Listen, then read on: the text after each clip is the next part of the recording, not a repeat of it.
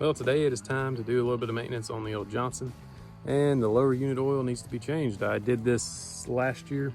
I went through, changed the water pump, changed the oil and everything, but I try to do this every year. And I'm not a marine mechanic by any means. I've had good success, fixing, working on all my stuff in the past, so I thought this might help somebody. This is the way I do it, so hope you enjoy. 1994 or a 1996 model, but it's been a good one. It's been running for a long time, and knock on some wood somewhere, we haven't really had any trouble out of it. So we're going to change this lower unit oil, and we try to do this, I normally do this once a year. And what you got to do, there is a plug right here at the bottom of the lower unit, and then right here at the, where did it go? Hard to find on the camera, but right here on the top. So we got to take both plugs out, and what I use a lot of times is a impact screwdriver. And I picked this up at Harbor Freight, and this thing has been a lifesaver a bunch of times because these plugs can be a pain. But normally, once you do it yourself a couple times, kind of get a feel for how tight to get it. But I normally try to snug them down quite a bit so we don't get any water in here. So I already broke this bottom one loose. So all we got to do is go ahead and loosen it up, take it out. And please give him a big thumbs up. You can tell, I actually changed this last year, but man, it's already pretty black. Very black and very... All right, so the top one was fighting me a little bit. Ended up having to use the impact screwdriver. You want to be careful because the aluminum housing, and you don't want to hit it too hard. But all you got to do is you get on it, give it a good push, and then get a little tension in the right direction. Make sure you're going the right direction, and then give it a good little tap with the hammer, and it pushes down on it. I can get it to move. But anyway, when you push down on it, it rotates the head when you hit it with a hammer, what makes the impact. So they work great especially for this kind of stuff. So I'm gonna go ahead and get this top one out, because right now it's got a vacuum lock, not allowing it to drain very quickly. So once we get this out, it's gonna drain a whole lot faster. All right, so what else you're gonna need, obviously, is some lubricant. And I always have been using the Quicksilver. It's lower priced, and I've had really good luck out of it. That's the same oil I've mixed with the gas, and I've done that for 12 years now. And I've always used the synthetic blend, and I've had really good luck with that. But I haven't ever tried one of these. Normally I always get the bottles that have the point on them, or the spout, where you put it in and just squeeze the bottle. So we're gonna give this a try. My dad had one of these years ago, and I remember it was a lot easier, so I went ahead. I think I got it for like $13 off Amazon. It comes with multiple sizes that fit the plugs.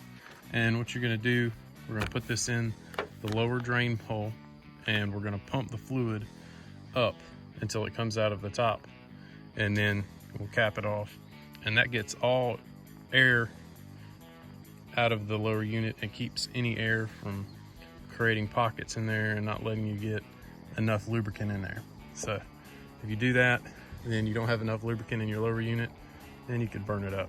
So it's always good to fill it from the bottom. So we're gonna go ahead and let that drain out a little, and then we're gonna fill her up. And it's got a little magnet on there. It's always a good idea to check for chunks of metal or anything on there, and that can kind of tell you you're getting ready to have an issue with your lower unit. If you see a lot of metal flake or chunks of metal on there, you know something's getting ready to go. And it's always a good idea to change these little gaskets out on these. I can't say I always do it, but it's a good idea. You don't want any water in there. You always want to check the color of your oil as well. If it looks milky, then you definitely need to get new gaskets and check for any cracks. All right, so it's pretty much done draining, and this just little fitting screws right in there. It's got an O-ring that seals everything up. So now all you do is just pump your bottle.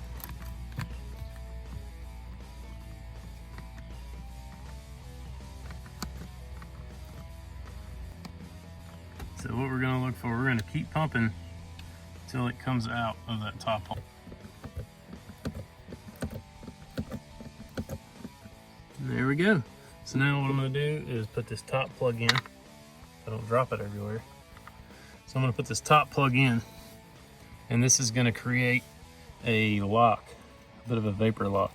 So when I go to put the bottom plug in and take the fitting out to pump the oil in, it will not lose as much oil. So, little trick. All right, so now we got to do this pretty quick. We got to get this one out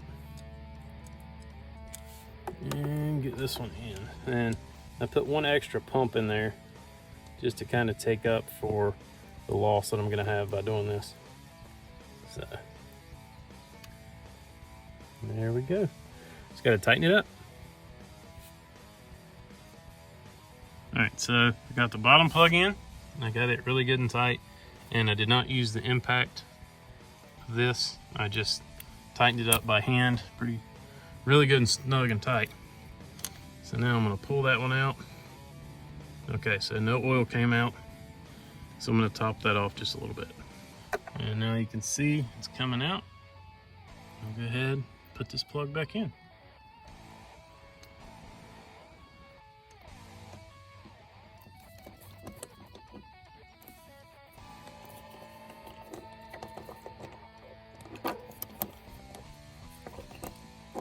You want to get these good and snug. All right, so that took right out about 20 ounces of oil, just a touch over. So, and I really like this thing. It worked really good. I may put a link in the description if I can find it. But it was only about 13 bucks. Comes with a little cap to cap it off. So you're ready for next time. It's about time to get back out fishing.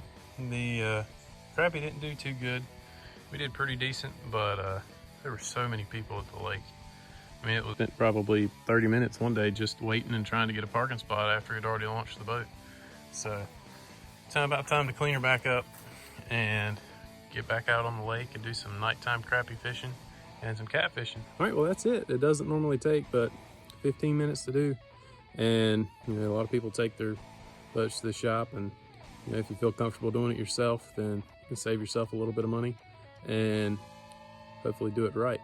So that's why I kind of wanted to share a little bit of what I know, and, you know, maybe I can help someone out that wants to do stuff on their own, likes to tinker and fiddle around and do stuff. So hope you liked the video, and if you haven't subscribed, please do, and thank you to all those who already have, and take care.